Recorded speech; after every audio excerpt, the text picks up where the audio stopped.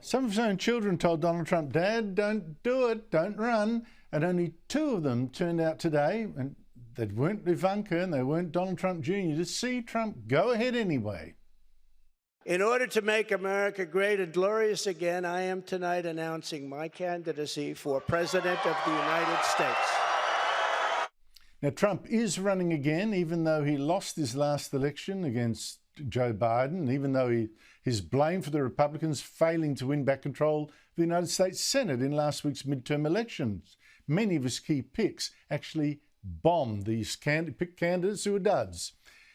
Now, I know that the media is actually exaggerating the Republican failure on the votes counted so far. There's been a 7-point swing against the Democrats. 7 points. It just didn't translate into enough seats.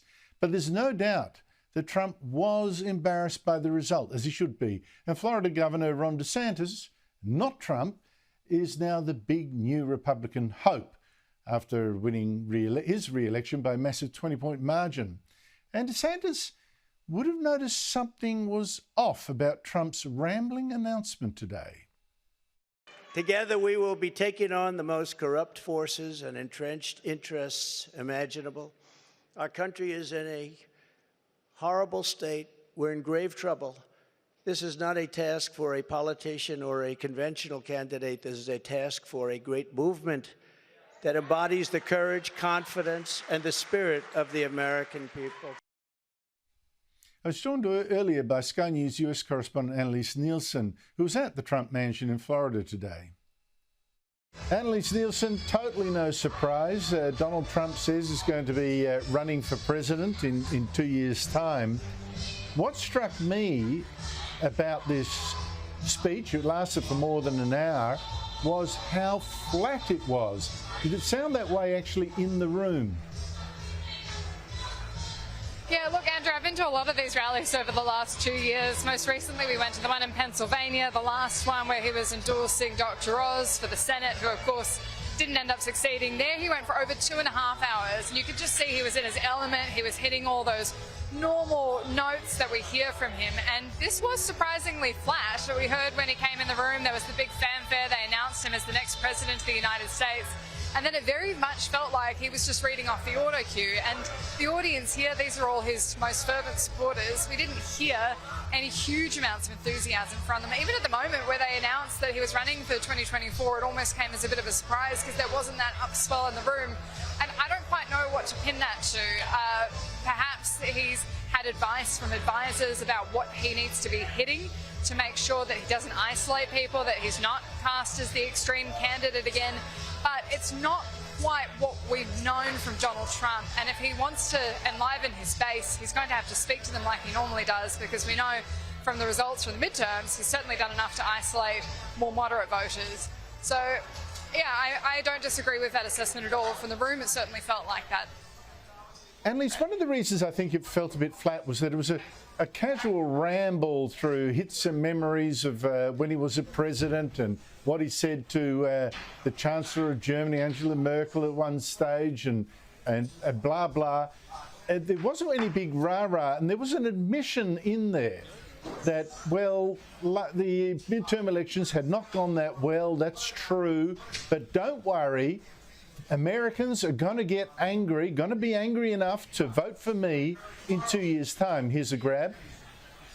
Much criticism is being placed on the fact that the Republican Party should have done better, and frankly, much of this blame is correct.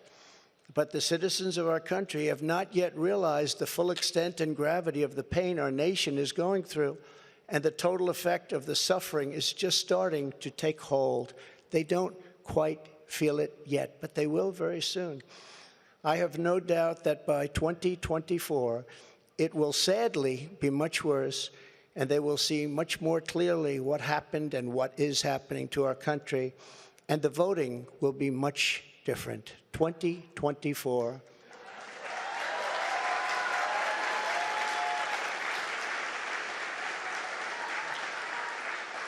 Are you getting ready?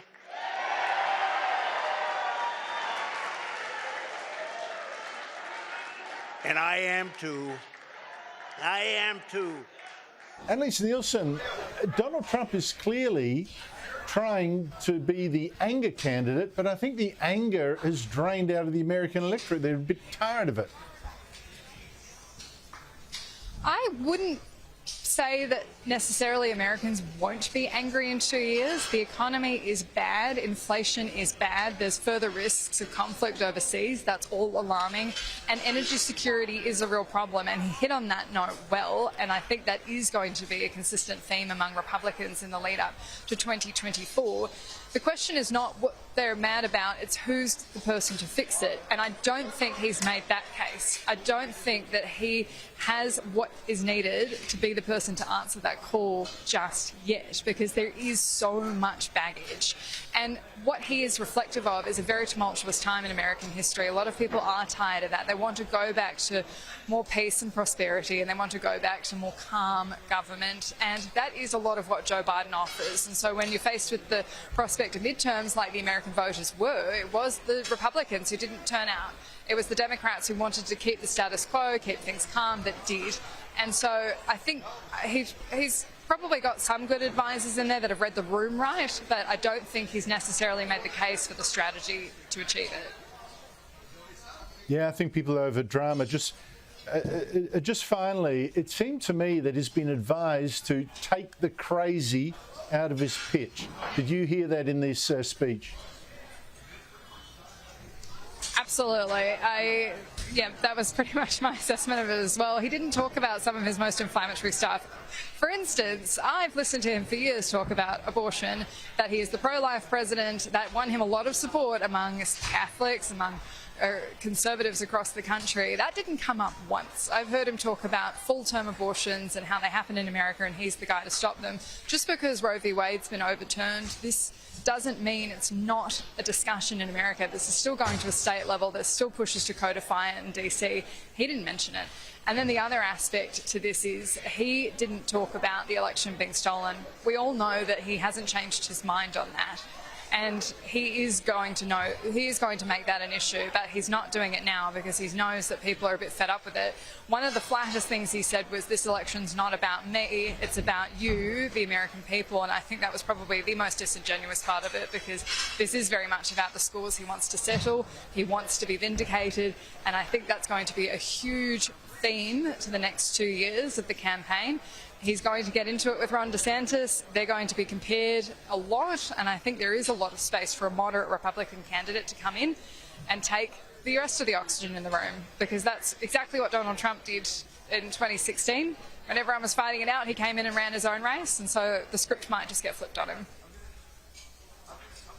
Annelise Nielsen, thank you so much for your time.